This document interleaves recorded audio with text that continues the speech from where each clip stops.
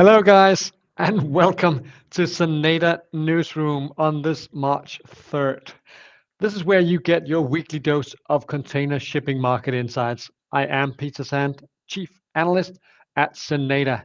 And we offer the world's largest ocean and air freight benchmarking and market analytics platform, and it's just for you. On top of that, of course, the Xeneta Newsroom is also here to bring you what is going on out there and bring you up to speed. I guess you have a lot of things to do on your agenda, being a shipper, being a carrier, being a freight forwarder, being an active player in global logistics. So, without further ado, let's just conclude that on the Xeneta platform, you will be able to find more than 3 million contracted container and air freight rates data points because Xeneta covers over 160,000 port pairs on a global scale. And we provide you with the most up-to-date information on freight rates, spot rates, as well as long-term contract rates. And we do talk about the developments every week on the Xeneta Newsroom, unless we have a state of market webinar, which I hope some of you enjoyed last week. Or was that the week before that? I think time flies literally as we're just preparing for a blast on 22nd March. So be there or be squared. If you're working in the industry, you do not want to miss this weekly live LinkedIn series every week. To the point, and also getting back to some of the questions that you have already posted when we have joined and invited you all for the conversation on the Xeneta LinkedIn profile. I'm very pleased. I think Marek and a few other of you guys out there have already posted questions. I'm very pleased to address some of those urgent issues from all of you. So let's get on with today's business. Regular viewers will, of course, know that we always start out with the main headlines in global media outlets. And I promised you also to give you a brief update on the TPM 2022 that literally came to a conclusion only yesterday. Some of you, I hope, met my great colleagues at Xeneta because we had a booth there. So sharing and caring about customers and future relations is always right in our hearts. Some of the topics that I have been hearing from my colleagues out there is that shippers everywhere, of course, with a keen focus on the Trans-Pacific trade lane here, since we are based in Long Beach, California, for the TPM. Securing capacity and equipment is a key focus, and I think that is one of the things that you have been spending a lot of time, say, scratching your heads for in the past years, literally. It's not going to go away anytime soon, I'm afraid, especially not with the Ukrainian crisis. Also, once again, dislocating more boxes and straining global supply chains further. We've also seen that quite a few beneficial cargo owners, the so-called BCOs, they're definitely trying to sign the contracts earlier, basically, because they want to secure capacity and equipment to avoid the hassle of the previous years and to get resilience back into global supply chains. We also know from talking to BCOs that they find it hard to agree deals with carriers at these elevated levels, of course, in particular with all the unknowns that we have out there. And it looks like we will be, well, still be facing a lot of unknowns heading into 2023 and 2024 and beyond. But the one thing I guess will always bring you to the position of being the preferred shipper for many carriers. Know your business to the very pinpoint. Know every bits and pieces of it. Know all the parts of it, because only then you can also clear one of those hurdles that have also been a part of the discussions over there. Whether minimum quantity commitments from the BCOs will be a make or break for many of those deals being signed right now. Well, that I guess we will get back to also in coming quarters because it will be certainly a discussion point in the industry. We also know that quite a few people in the freight forwarding business expect the industry not to change much on the back of this. Well, we see about that. I think if you talk to some of the more voluminous, some of the bigger freight forwarders, they see it quite differently. And I guess the jury remains out on that, in which way the industry will move going forward. But you can rest assured that Xeneta will always be there with you, providing ever more transparency into this market on a daily basis. We also know that some PCOs are pushing for Xeneta indices. We have, as you know, the XSI for long-term contracts, and we also have the XSIC for spot. Go and check it out if you haven't done it already on xsi.xeneta.com. Then you can learn so much more about the latter, the XSIC for spot market. Finally, of course, one of the topics that we have addressed a lot also in terms of carriers are making tons of money in 2021 and in 2022, how to spend it. Well, vertical integration was definitely also a big topic at the TPM. Second on my list of what caught my attention in the global media in the past week. President Biden targets container shipping alliances in State of Union address. And that is, of course, quite different approach you'll have to that, depending on whether you are a carrier or a shipper.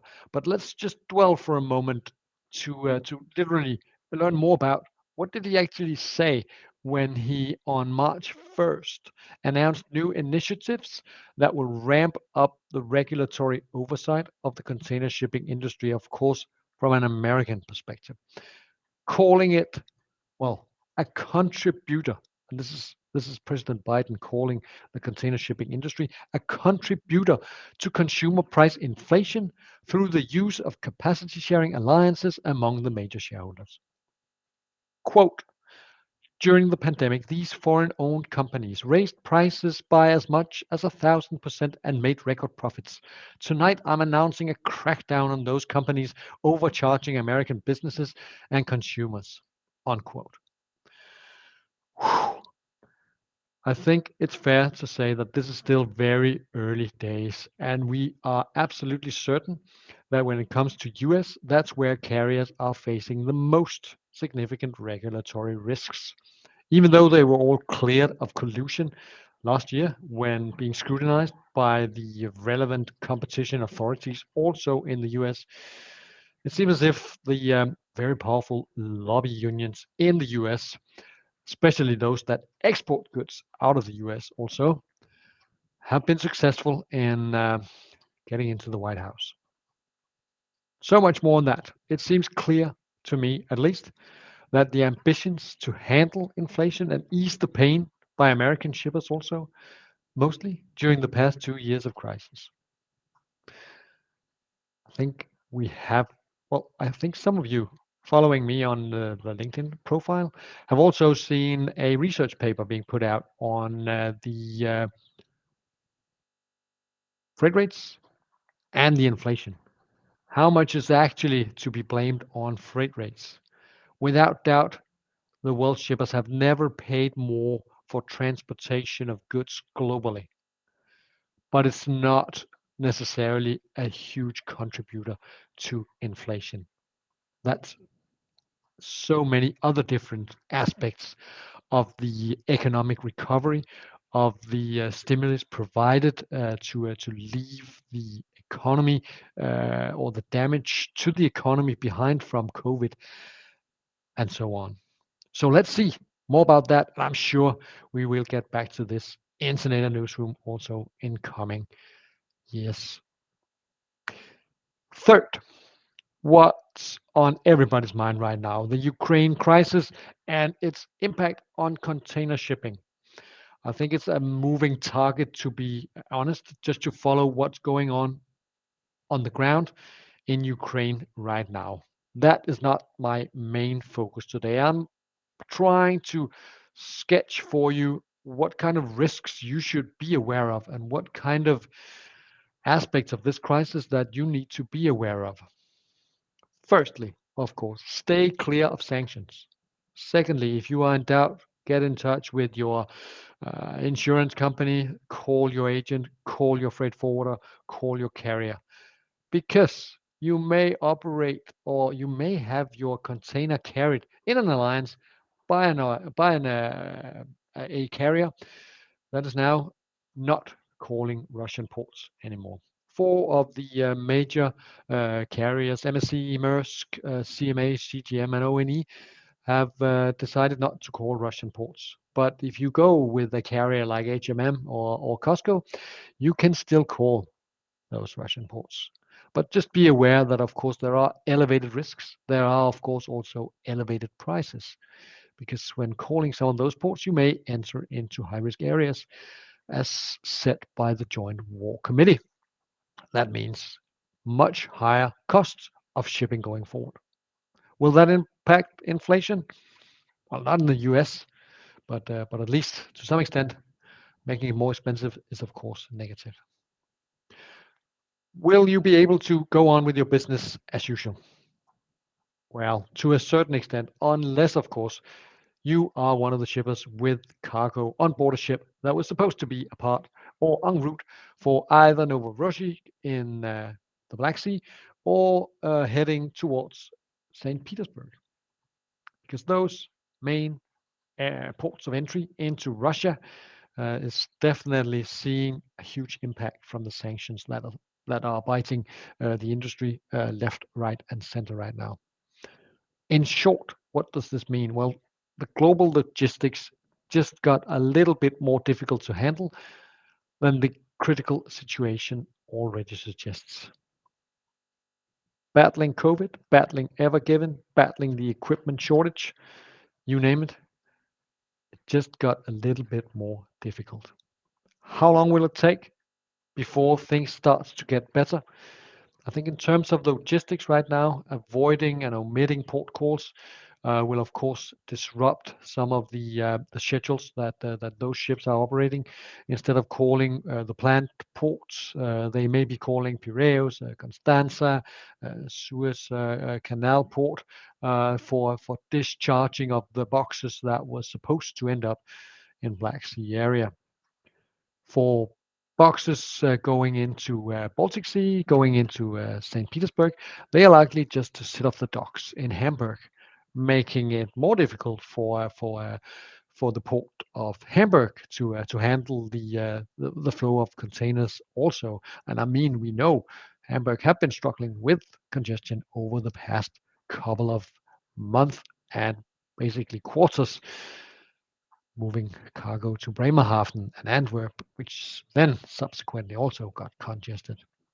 So there's tons of things to be aware of. Follow our newsfeed on the social media, LinkedIn and Twitter, for constant feed and update on the situation. But for the time being, I think the main thing to be aware of here is, of course, if you are in doubt, do not try your luck. You do not want to get caught in breach of sanction, because that could be super ruining for your business. Anything else in relation to the crisis, please post me in the comments to this event, and I will address them following this. Let's move on to the Xeneta platform. Let me show you off this cool tool of ours. And basically, I've chosen today to show some of the very, very relevant topics of the market right now, showing you a key feeder lane from the Mediterranean main ports into the Black Sea and Novorossiysk. Well, if we start off just by focusing on the spot market, this is the yellow line on top here. The spot market in early February, as you can see here, fell. That is supposed to be seen in connection to the developments in Mediterranean main to general Black Sea, because the general Black Sea development was higher freight rates. We see general Black Sea freight rates around 1,600 right now. So you could basically see that shippers decided to shy away from calling Novorossiysk for a huge part of February. But come around March, why do we then see an uptick in freight rates? Well, Houdini, all of a sudden, more than 50% of the capacity calling that port was taken out with those named companies just before deciding not to call the port. So obviously, we now see a much tighter market for ships calling the Russian main port in Black Sea. Something's got to give, and obviously that means what we have now. I guess this could easily be an all-time high for spot market freight rates into Novorossiysk. You can also see in the black line down, sorry, in the blue line down here, that the interests in signing long-term contracts on this trade lane have somewhat evaporated since the new year. Moving up to the northern part of Europe and moving into the Baltic Sea, another key feeder service relating to Russian sanctions and Russian imports. Again, here you see a massive drop simply due to the fact that, okay, the alternatives by any other line and literally the demand for goods on this trade has clearly evaporated. Alongside, we have seen then a drop in freight rates. All of this is something that you, as a Xeneta customer, can drill into yourself, find out so much more about, and of course, always to be looked at here. Well, how did the most recent year, in this case, I have taken the most recent year to show you. You can also see the developments down here. It's often quite a flat market in the feeder section here. Then again, it's not the biggest market of them all. Some of you are aware that that Russian containerized import and exports amount to something like 2.5% of global business. So this is not the world falling apart from a global shipping perspective, but for sure it impacts a lot the Russian consumers and the Russian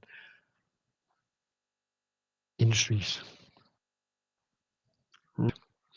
Let's just move straight on to our final, well, penultimate section of today, the one that we call news from the block.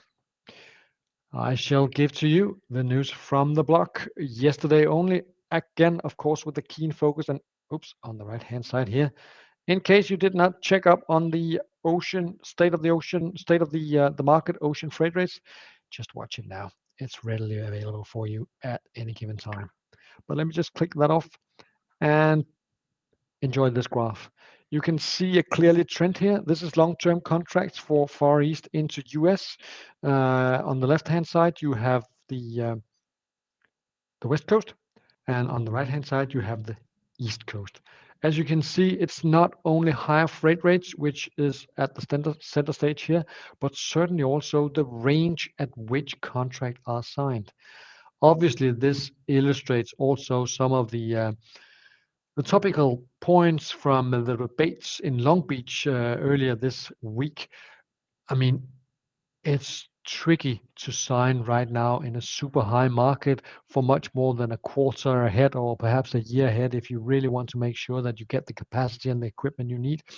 But you can also see that there's huge difference between shippers out there. If you are a massively large shipper, you are obviously capable of signing a much cheaper deal than perhaps some of you smaller shippers out there. And the range, of course, here is spectacular.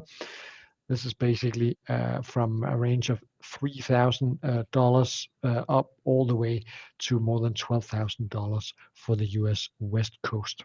Average right now, just around 6,500. On the right-hand side, you can see a lot of shippers are also going to the East Coast right now, not only to shy away from the congestion on the West Coast, but basically also because they have found out that's what we want to do ahead of the upcoming labor disputes and negotiations that are, I think they are set for their first meeting in April. But I think also they have been fighting in the media about how significant it is to to wrap a decent deal around this time around, including, of course, debates on compensation, not only in normal terms, but also compensation in relation to automation of the terminals, where you definitely need to make the most out of that limited space that you have in the San Pedro Bay complex in particular, because you cannot say, well, you do not have more land than you do have, so you basically need to work on the well, to improve the density of the works carried out. Ladies and gentlemen, we are fastly approaching the final topic of today, and those of you who are regular will of course know that right now I'm about to pick the song that will set the tune for this week. What else than the originally Edwin Starr song that goes something like this, and please excuse me, it goes like war. What is it good for? Absolutely nothing. Check it out in the commentary below and let me know if you find another tune more relevant for your week. Stick around, join the conversation, and I'm super proud to be your host today. That's basically all. I look very much forward to seeing you next week. Please, if you haven't done so already, earlier this week, we released the most recent, that's the latest XSI contract market report. You can find it on our website, and there will also be a link for you readily available in the comments. Thanks for joining me today in the Xeneta Newsroom and for sharing your thoughts in the comments.